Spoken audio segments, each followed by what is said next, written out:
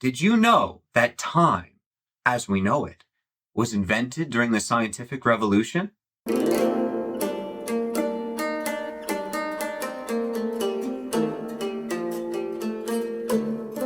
scientific revolution was the period in Europe, roughly between the years 1500 and 1700, when new methods of acquiring knowledge and understanding the world, coupled with new technologies, resulted in a departure from old models of knowledge gathering and changed the world through the introduction of the scientific method.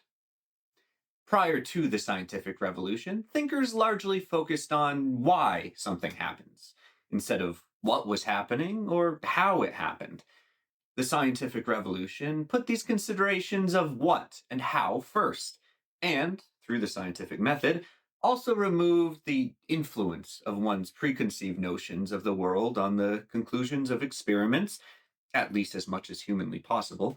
The scientific revolution established laws about the world and universe, including gravity, the substance of the moon and the sun, the place of the earth in the solar system, how blood circulates in the body's normal temperature as measured by a thermometer, a standardized measurement of time.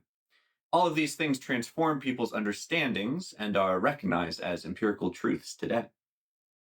Not all historians agree on the dates of the scientific revolution, because it was not a singular event, but rather a gradual process that does not fit neatly between the years 1500 and 1700.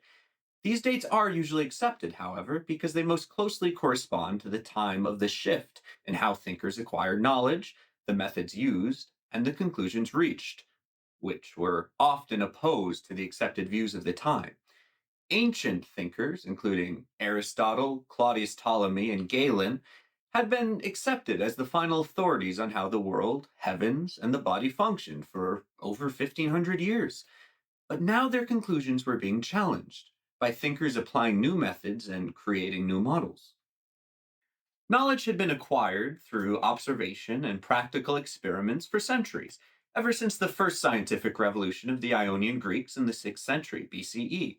But by the 1500s, verbal arguments had become much more important than what was actually observed in the world.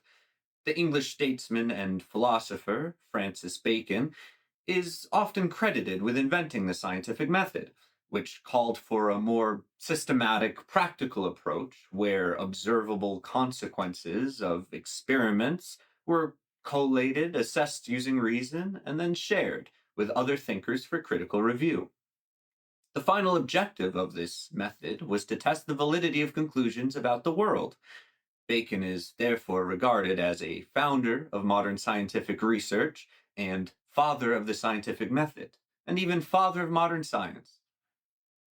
Bacon's original process was then developed by others, so the scientific method eventually involved the following components: conducting practical experiments, conducting experiments without prejudice of what they should prove, using deductive reasoning to form a hypothesis, which is then tested by an experiment, after which the hypothesis is either accepted, altered, or rejected based on observable evidence, conducting multiple experiments and doing so in different places and by different people to confirm the reliability of results, an open and critical review of the results of an experiment by educated peers, the formulation of universal laws using mathematics, a desire to gain practical benefits from scientific experiments, and a belief in the concept of scientific progress.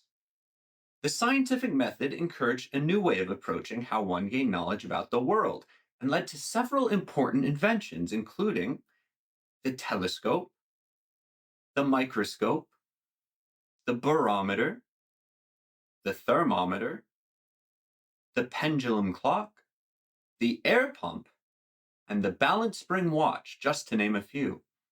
These inventions, in turn, led to important discoveries. Galileo Galilei, for example, invented the telescope and was able to see that the surface of the moon had mountains and valleys and was not made of some unknown substance or even cheese. Johannes Kepler created a new telescope with convex lenses to observe the heavenly bodies and confirm the heliocentric view of the galaxy as proposed earlier by Nicholas Copernicus. Gian Domenico Cassini identified the spaces in the rings of Saturn, while Johannes Hevelius discovered the first variable star and mapped the moon's surface. Of course, Isaac Newton invented the reflecting telescope and, applying the scientific method, formulated his theory of gravity, explaining why objects fell on Earth and why heavenly bodies move as they do. Marcello Malpighi, using the microscope, discovered capillaries in the blood system in 1661. Antony von Leeuwenhoek discovered bacteria, protozoa, red blood cells, spermatozoa, and how insects reproduce. Nehemiah Grew established the study of plant anatomy, and Evangelista Torricelli invented the barometer, which allowed Blaise Pascal to demonstrate that air pressure changes with altitude.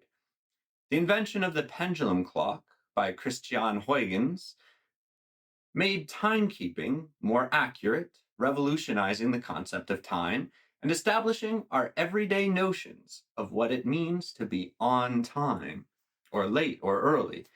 The regularity of the swing of Huygens' pendulum clock, ticking off the seconds, essentially invented time as we know it today. These discoveries and inventions led to the foundation of dedicated research bodies, such as academies and societies. Here, scientists could work together, share their findings, and even receive funding for their experiments. The first of these in Europe was the Accademia del Cimento in Florence, Italy, founded in 1657. The Royal Society of London followed in 1663, and the Royal Academy of Sciences in Paris in 1667. These academies and the many others became focal points of an international network of scientists who corresponded with one another, read each other's works, and visited each other's laboratories. Greater literacy and public interest encouraged the publication of scientific journals and books, which allowed for widespread dissemination of the scientific method, discoveries, and innovations in thinking. The scientific revolution was not welcomed by everyone, however, as this new approach to understanding the world was thought by many to challenge the teachings of the Catholic Church and how people had always recognized their place in the universe. The claims of Galileo concerning a heliocentric universe, for instance, resulted in charges of heresy, as the Church had taught that the Earth was the center of the universe.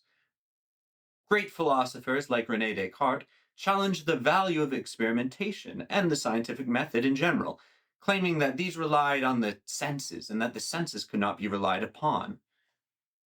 The concept of science, as understood today, was regarded as a study within philosophy, and in keeping with the tradition of that discipline, it was attacked by some philosophers as any new school of thought might be. In fact, the term science was not even widely used until the 17th century. In the early years of the scientific revolution, experimenters referred to themselves simply as practitioners of experimental philosophy, not as scientists, and as such they did not think of themselves as mounting any sort of challenge to the claims of the church. Many of them, in fact, just wanted to explain how the world worked, and they believed that God was a vital aspect of the operation of the world, because there were still limits to human knowledge. Resistance to the progress of the scientific revolution eventually wore down. Before long, the novel discoveries became accepted as simply how the world works and how the human body functions. The early resistance was replaced by a powerful optimism that science could provide all the answers humanity needed to live better, longer, and happier lives. The scientific revolution directly influenced the development of the later industrial revolution, as engineers used the earlier discoveries to invent machines like the steam engine, which led to innovations in travel and agriculture, among other applications. Finally, the scientific revolution established science as the most recognized method of finding truth, sharply defining the difference between fact and belief or opinion. Today, when we refer to these terms, as well as others such as theories, laws of nature, evidence, progress, we are using terms coined during the scientific revolution. What do you think was the most important discovery of the scientific revolution? Let us know in the comments. And as always, thanks for watching.